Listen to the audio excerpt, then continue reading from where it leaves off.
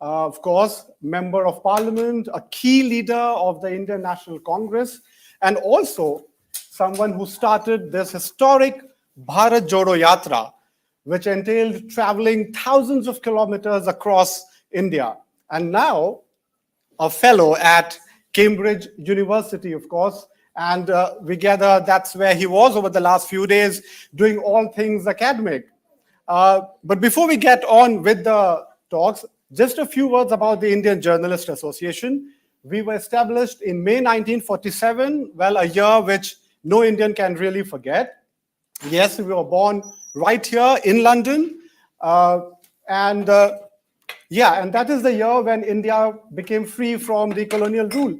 V.K. Krishna Menon was our founding father, someone who was a freedom fighter, a diplomat, also a Congress leader. And since then, our member-led association has become a sort of umbrella body for foreign correspondents who write and report for the media in India.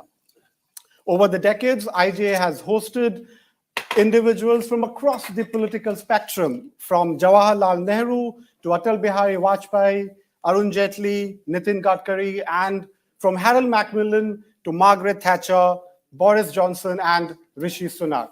So we are very pleased that Mr. Gandhi has agreed to give us some time. He is, of course, from the Indian National Congress, and I'm sure most of us here know that the Indian National Congress is the oldest political party in India, devotedly worked for the freedom struggle, laid the foundation for a free and modern India. For much of the 75 years since, the party has been in power, but I guess now the party and the leaders are discovering that even if they are not in power, they are still constantly under the media glare.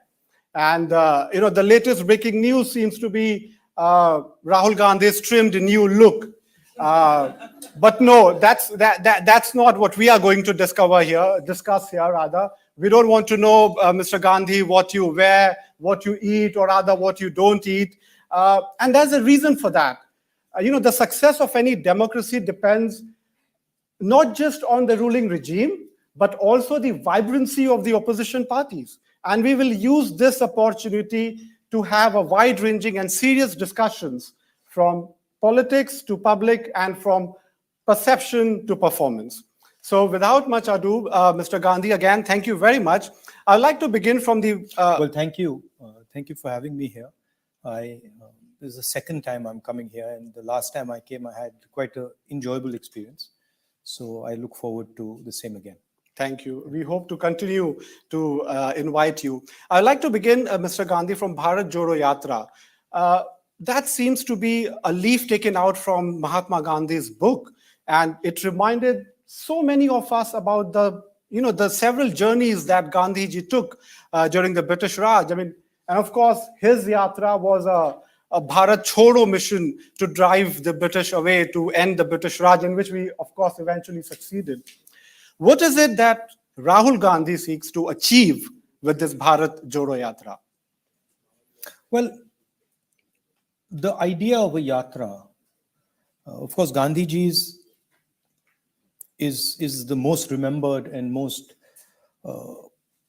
effective yatra in recent memory. But the idea of a yatra is a much older idea in India. And it's been almost in the DNA of our country. This idea of walking across the country and doing so, suffering a little bit of pain, and doing it over a long distance of time. If you read about even people like Guru Nanak Ji, even Buddha, Mahavir, large numbers of really great Indian people have walked across the country.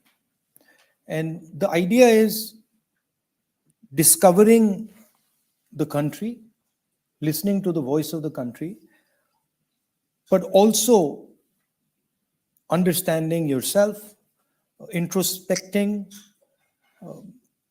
doing something that is a little difficult, painful. So it's part of it, and it's embedded in our historical tradition.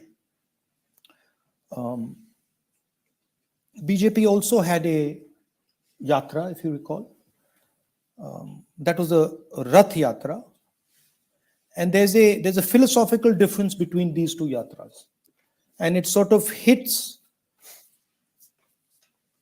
at the ideological difference between us and the BJP, at the contest of ideas that are taking place. If you remember, the Rath Yatra had a Rath in the middle.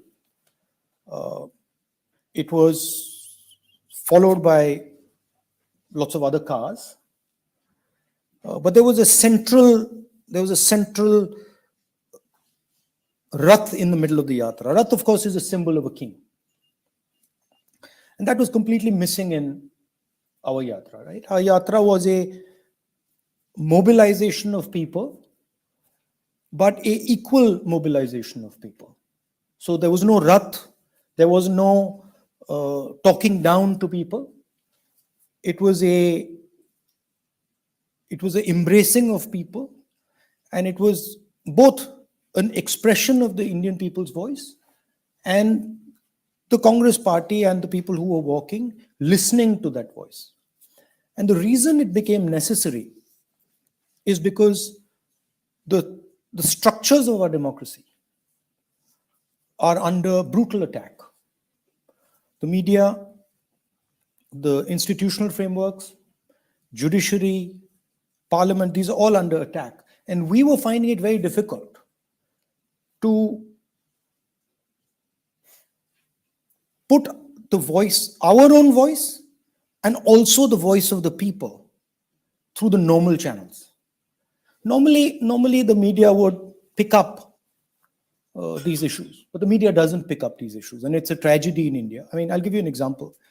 The three things that I heard, and universally from young people across the board: unemployment, price rise, concentration of wealth, violence against women. None of these are in the media, right? So this is why we were required to do it. And what did it achieve? Maybe beyond even my expectation. What did it achieve?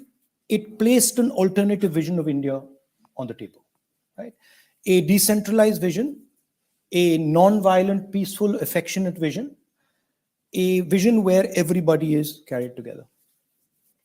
And I heard you say earlier that the yatra, the journey, was an opportunity to shut yourself down so that you can listen to others. Was there anything profound that you heard? I mean, how different is Rahul Gandhi today than the one prior to the yatra started? I mean, the media loves to sort of keep saying that there's change taking place in Rahul Gandhi, which I think is a good thing. But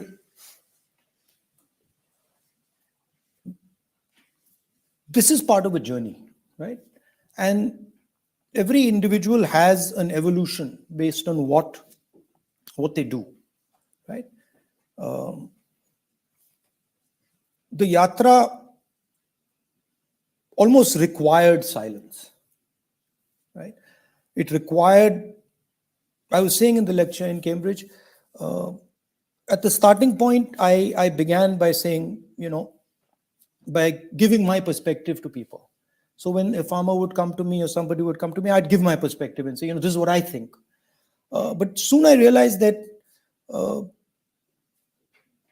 there were too many people. And, it was no use me giving my perspective because there were thousands and thousands of people coming. So I said, look, much more sensible is to just keep quiet. I had a little pain in the knee, so that was also disturbing me. So I just went silent. And if you want to ask, the biggest change I noticed in myself was the capacity for patience. It's completely different than when I started. So just this perseverance, this long walk, listening to people, sort of continuous pain, has, at least in that sense, I listen quietly. I don't sort of try to put my 2 words in. I think it's a very powerful thing. It is a powerful thing indeed. But coming back to something which I'm sure a lot of people here are very interested and eager, and I'm referring to this recent BBC documentary, which has garnered huge controversy. And, one dominant narrative that has come out from New Delhi is that this is in some ways reflective of the colonial hangover, that Britain is still trying to meddle into India affairs, not something that any sovereign country really likes to find themselves into or to be a target of. What are your thoughts on this? Yeah, it's sort of similar to Mr. Adani. It's also a colonial hangover. Every place where there is opposition, there's an excuse.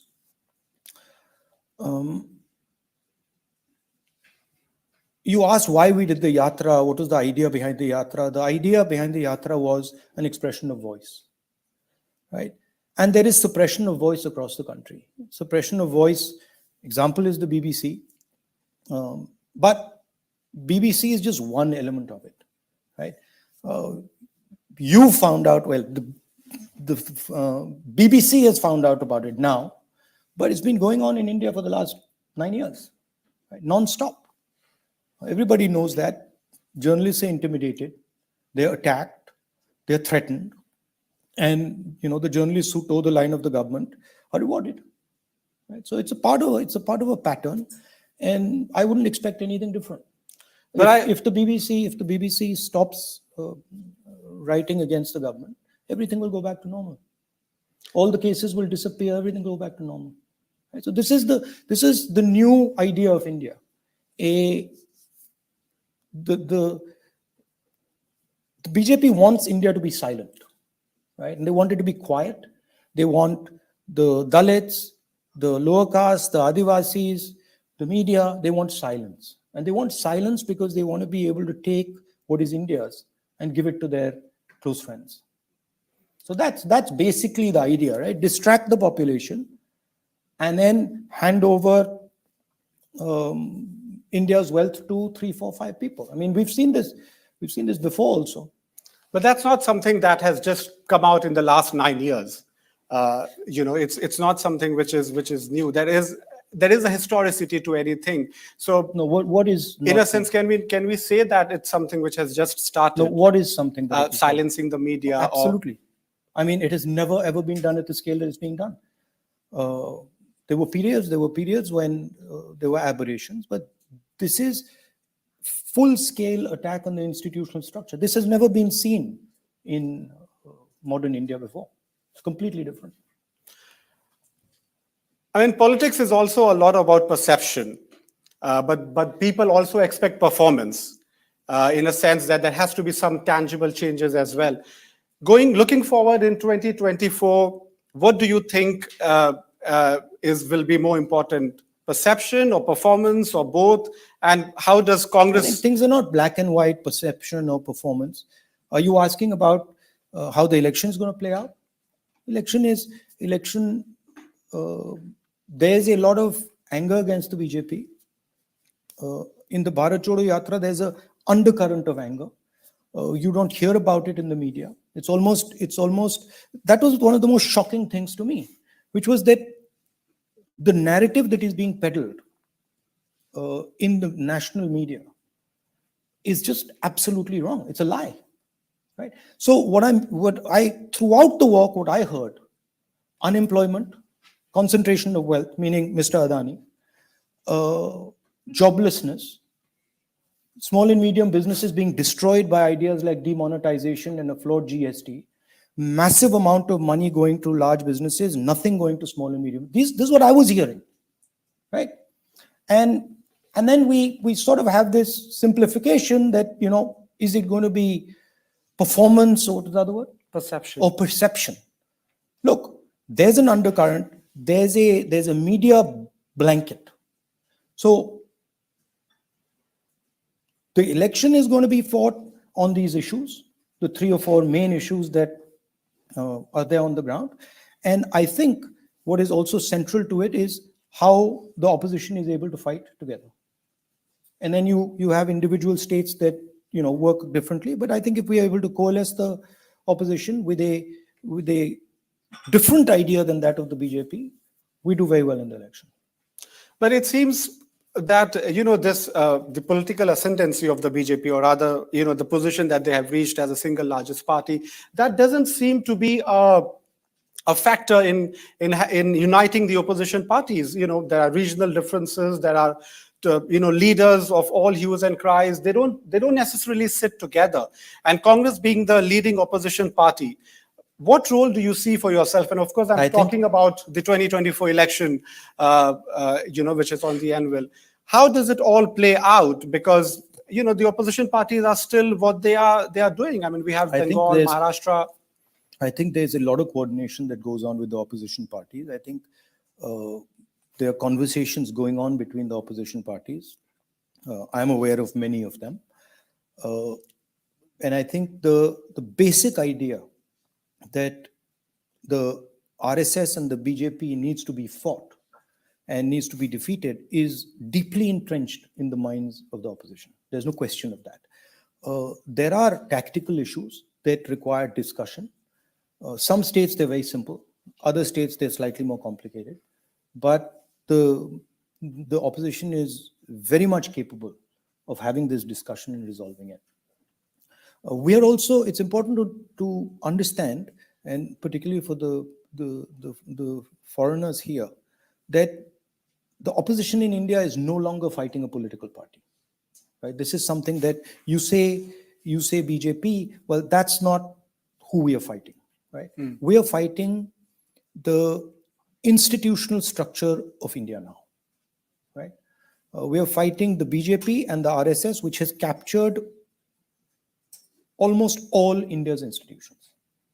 Right? So the idea of a level playing field doesn't exist. Right? In the United Kingdom, two parties fight each other, and the institutions are neutral. That's gone in India. Right? Institutions are not neutral.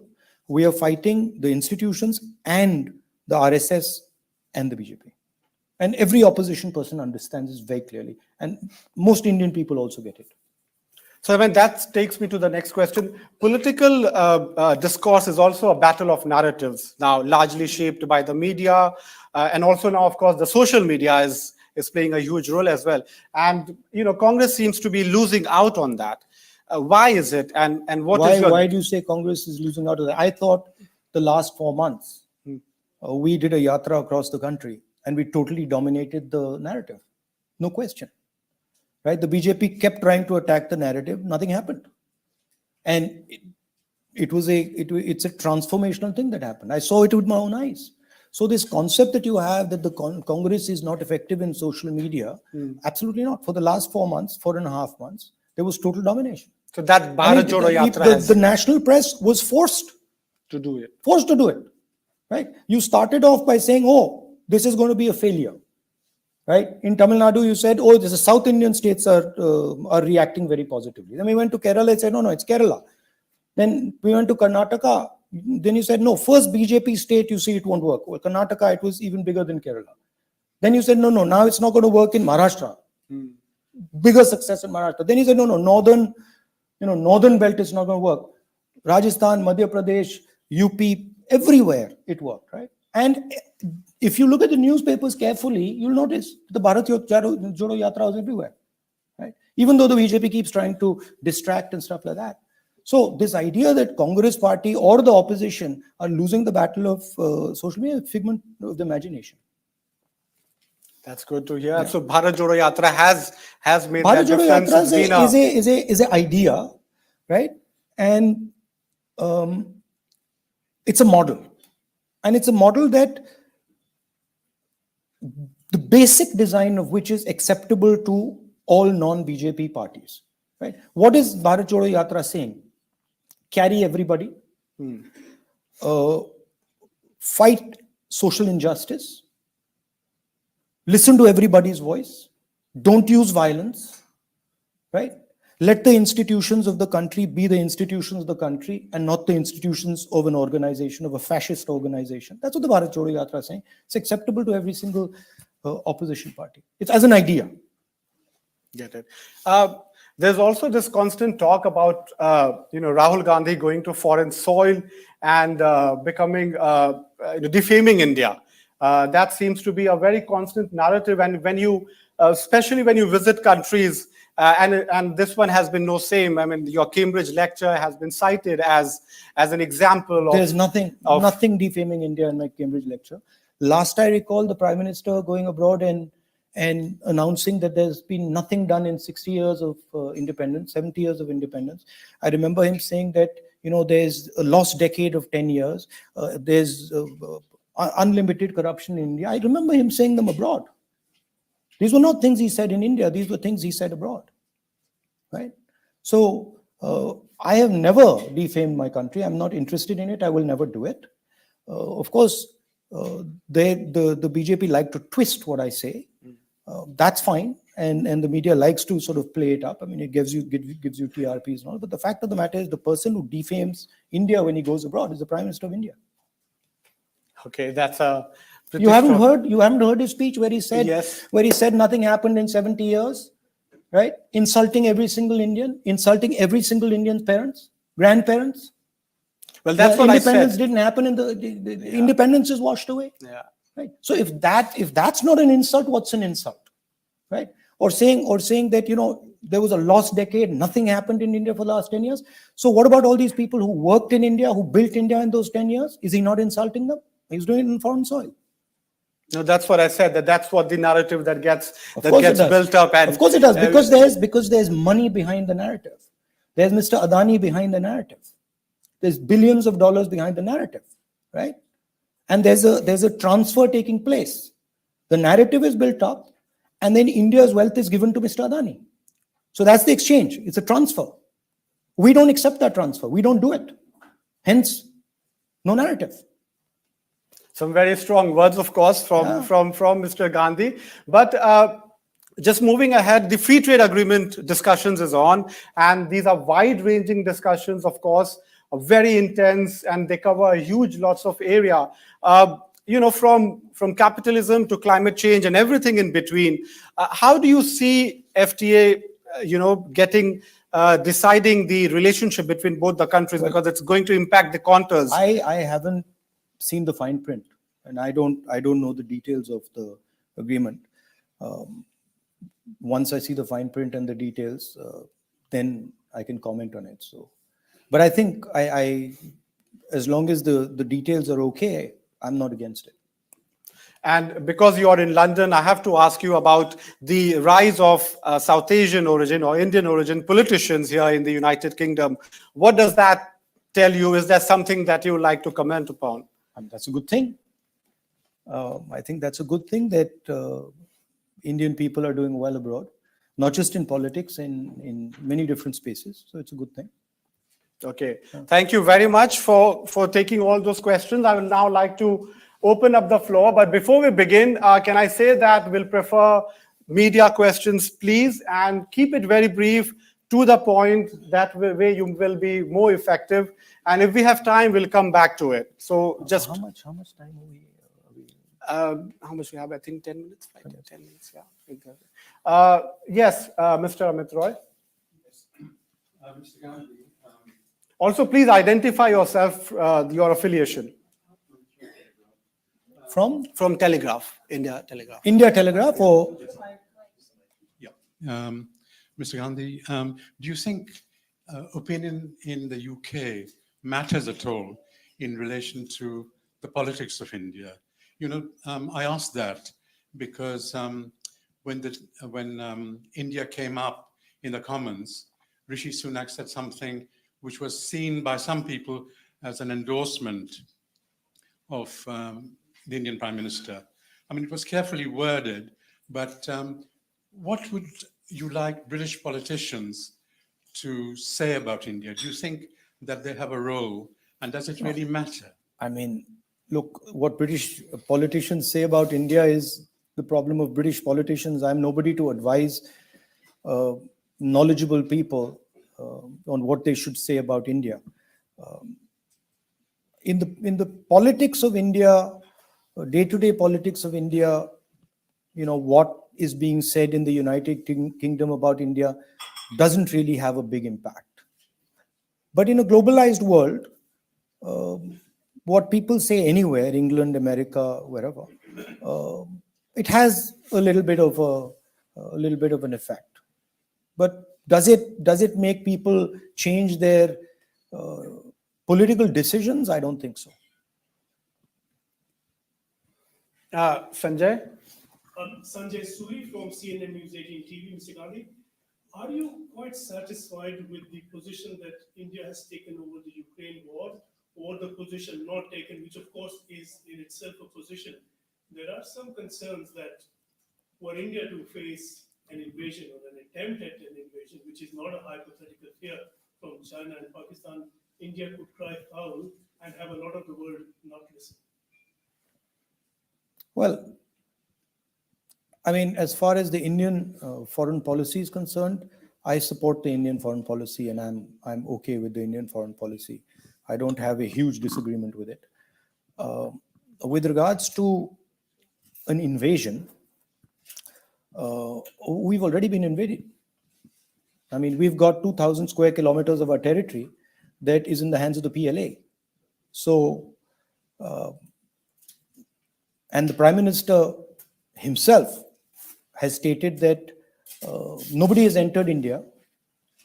Not a single inch of land has been taken. And this has destroyed our negotiation position, right? Because our negotiators are being asked, what's the fuss about? Your Prime Minister says that no land has been taken. So that's one aspect of it. The other aspect of it, which I keep saying, is India needs to be very, very careful with what the Chinese are doing at the border. The Chinese are acting in a hostile manner, in an aggressive manner, and we need to be very, very careful. And I've been stating that again and again. I don't think the penny has dropped in the government. And I think there is a risk, as you say. Nabanita? Hi, I'm Nabanita Sarkar and I write for The Quint. In a Cambridge lecture, you made a very important and pertinent point about India's democracy being important for global democracy itself. And in that respect, in a global atmosphere, given the way institutions are failing in India and the way things are changing, what you said that opposition parties are in touch, they're talking to each other, but what do you think on the ground action has to be taken to reset what democracy is in India? Because that is the most important thing at the moment. So one way of looking at it, as you were speaking, I was thinking about it.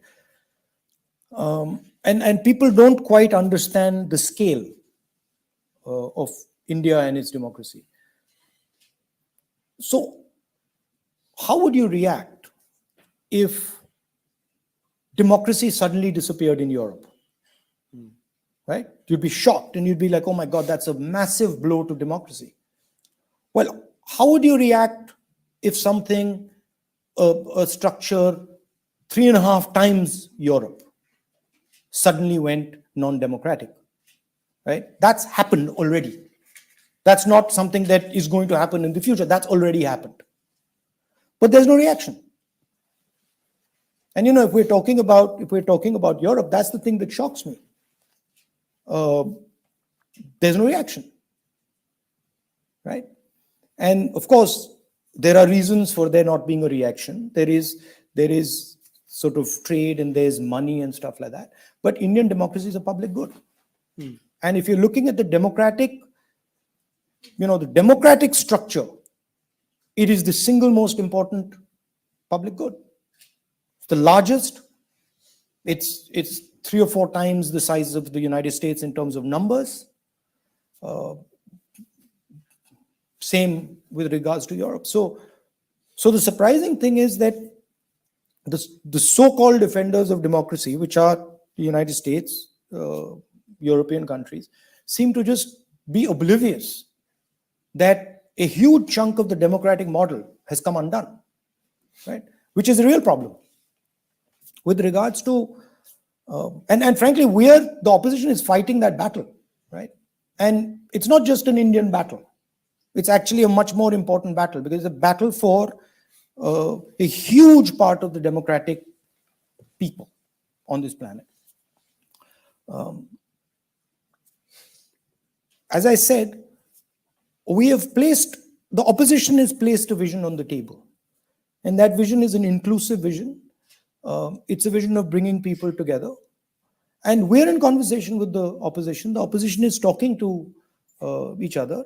And I'm confident that we will get something very interesting going forward. I'm very optimistic. Aditi? Thanks. Mr. Gandhi, Aditi from Press Trust of India. Just wanted to ask, now that the Bharat Jodo Yatra is concluded, what next? How do you plan to build on it? What comes next as for you and also for the party? We've got some ideas. Of course, Mr. Kharge is the president, so we are in discussion internally in the party, and we've got some very interesting ideas of how we can move forward and also bring the opposition together. I don't want to sort of spoil the surprise. Okay. Rupanjana? Mr. Gandhi, I'm Rupanjana from Bortoman Potrika. I have a question about if Congress comes to power in 2024, how are you going to save the economy of India? And what will you change about UK-India relationship that's not being done at the moment? Well, I think in my Cambridge lecture, I said that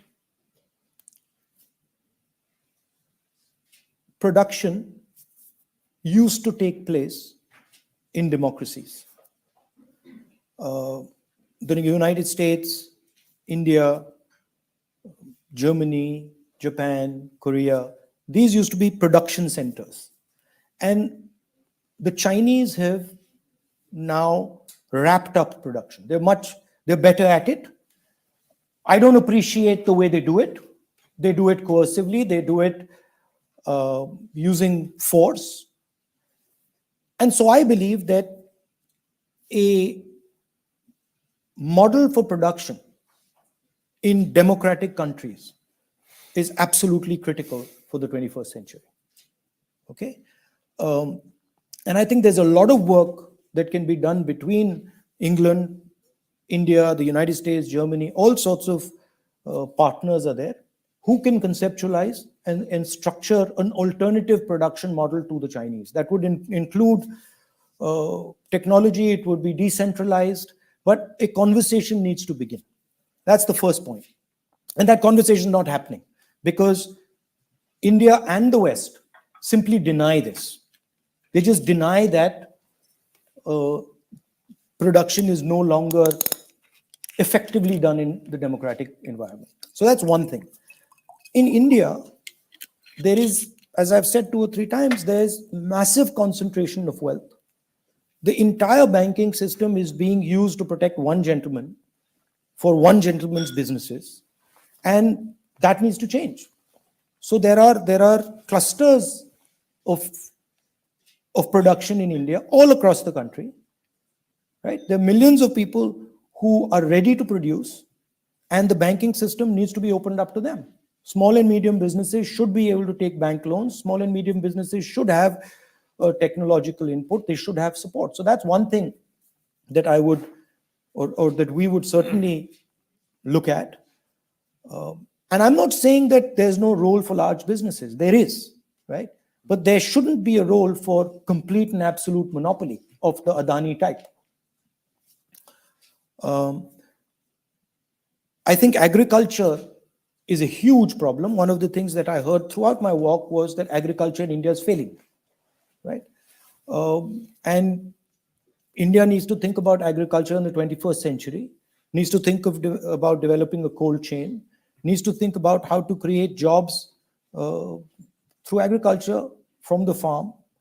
So those would be 2 things. And I think, again in the Bharat Jodo Yatra, it's very obvious that the Indian education system is not providing what it should to our youngsters. And there's huge opportunity there in changing the imagination of the education system, in moving it from being, a memory-based rote education system to one where actually children's imagination is embedded in it. So I think there's a lot of positive things that can be done, but you need to begin. Lavina? Yeah. Hi, Lavina Tandon from India Today and Ashta. Congratulations for doing such a long yatra, I have to say. First, you said the BBC documentary, if they had spoken for, then they would be fine. Are you saying Sorry? about the BBC documentary? Are you saying that the Supreme Court judgment against Prime Minister Modi was actually wrong, and are you raising a question mark to it? Number two, just listen. I cannot. And number two, what has your silence, you said you went silent and that was very good, has taught you or given you a model to deal with the three problems that of unemployment and concentration of wealth? Have you come up with something which is like a model which you could, alternate model that you could present? And also, would you be the next Prime Minister candidate in the elections? Would you take the world? Well, the point I was making about the BBC was that anybody who supports the Prime Minister blindly is supported, and anybody who raises questions on the Prime Minister, on the government, is attacked. And that's what happened with the BBC.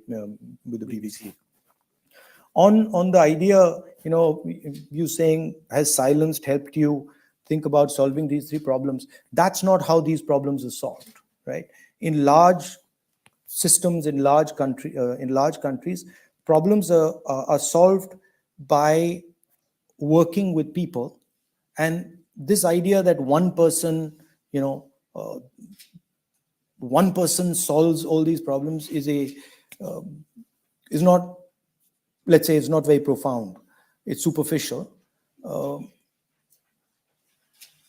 These problems require conversations, and they require conversations with stakeholders. If you're talking about small and medium businesses, they require large-scale conversations. They require responsive government, a government that listens. So that I don't agree with your idea that there is this top-down, one-man, Narendra Modi style thing, that he's got a magic wand and he runs around and fixes things. And you can see that the results of that type of an exercise. What is your third point? Will you be the next Prime Minister candidate? That's not even up for discussion. That's a distraction, and I don't want to get into it. Okay. Naresh? The central idea of the opposition is to get together and do everything that is required to defeat the RSS and the BJP. Naresh Kaushik from BBC. I'm not going to ask you anything about my own organization. My question is about your China policy. You have been a critic of Indian government's handling of China, but we are not sure what is Congress Party's China policy. I mean, should India be closer to the West because China is seen as a bigger threat? So how do you see this? How should India deal with China? The Congress Party's policy on China is very clear. We do not accept anybody entering our territory and pushing us around and bullying us. Doesn't matter who they are, that's not acceptable to us. And what has happened is that the Chinese have entered our territory, killed our soldiers, and the Prime Minister has denied it. That's the problem, right? The idea, we have a relationship with the United States, and we have a partnership with them, and we have a shared democratic, free idea, right? And I think there is a coercive idea on the planet, and I think there is a democratic idea on the planet. And I think the democratic idea needs strengthening, right? But you will not strengthen the democratic idea unless you start to fundamentally think about things like production, right? The huge amount of inequality that is erupting in the West and in India is a threat to the democratic idea. We have to think about that. We have to have a strategy for that. That's not on the table. And so that's what I'm saying. Military threat. How do you deal with that? You deal with the military threat militarily. I mean, how else do you deal with it? Poonam, But you have to understand the nature of the threat, right?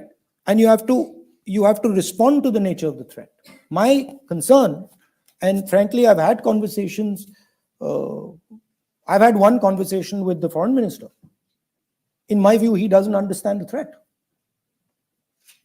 right? It was a conversation I had in a committee meeting. I can't comment on it, but he just doesn't understand it.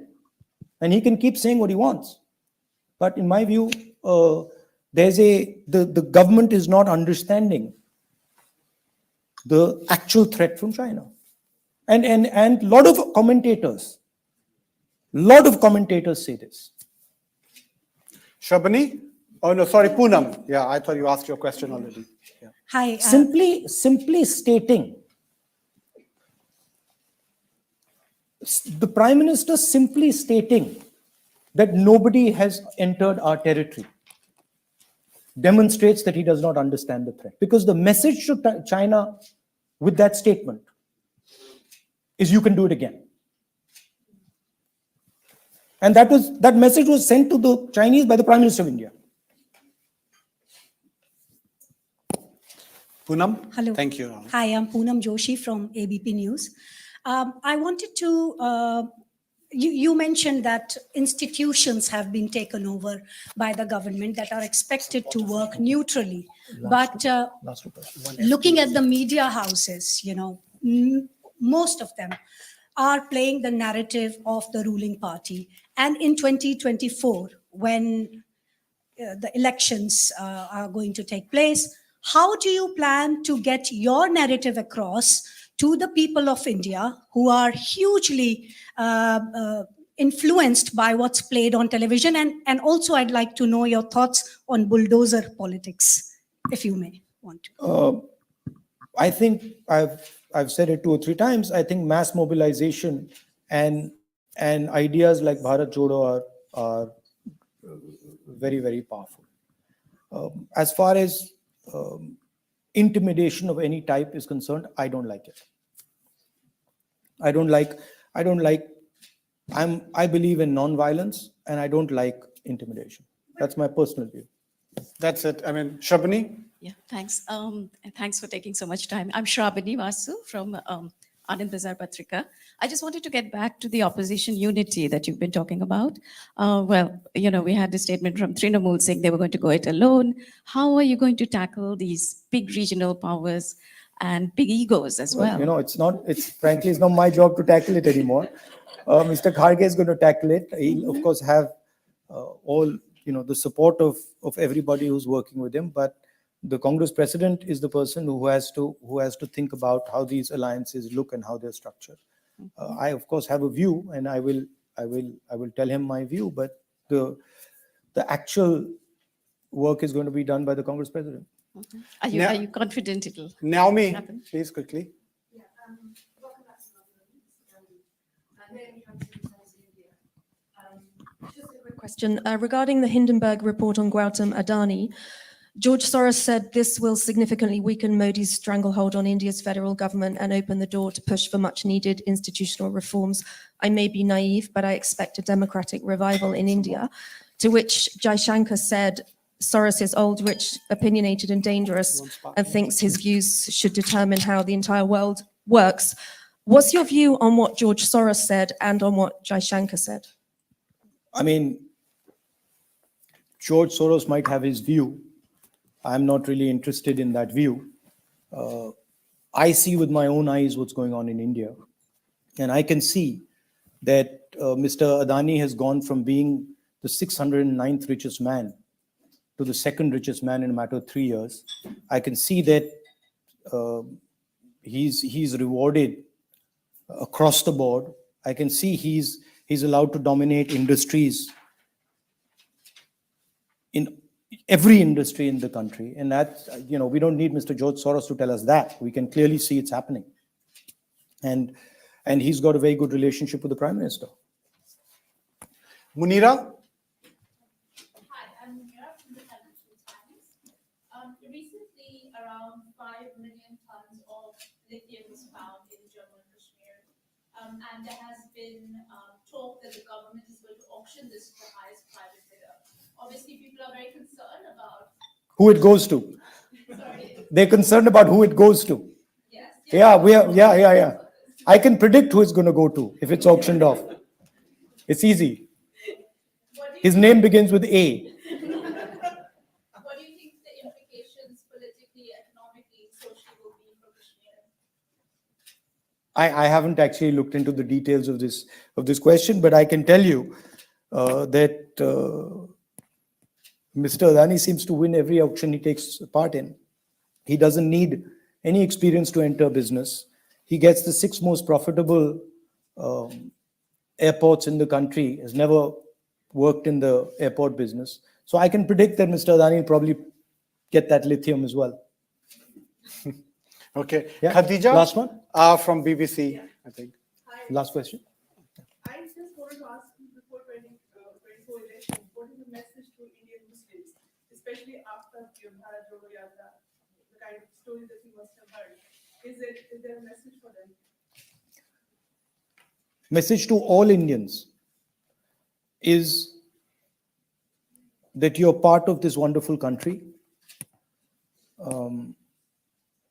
You're important for the future of this wonderful country. And the entire country has to come together and work together if it is to be successful. Okay. Suresh Gupta is a very long. I think the use of violence against anybody is wrong. Mr. Gandhi, my last name is question. Suresh Yeah, Gupta, absolutely. New World newspaper. I'm settled in London since 1961. And I knew your grandmother, Mrs. Indira Gandhi, through Bal Sahyog in India. Okay. Because I was working from 58 to 61 for All India Radio. And then your great-grandfather, Pandit Nehru, through Bharat Yuva Samaj. You met him? Yes, I met him. I used to go to Trimurti House to get their signatures, etc. Okay. Because I had a bicycle. And they were just near All India Radio, all these organizations. So what was your experience in meeting him? What did you think? Pandit Nehru was a great man. I always touched his feet, and he always blessed me. Mrs. Gandhi, your grandmother, was like an elder sister to me. She helped me a great deal, and she was a wonderful woman. When she came here in a press conference in London, after being imprisoned by Morarji Desai, a journalist asked her, "What is your experience of prison in India?" And she said, "I don't want to talk anything bad about India in this conference. Now you are being constantly attacked in the Indian media for your Cambridge lecture.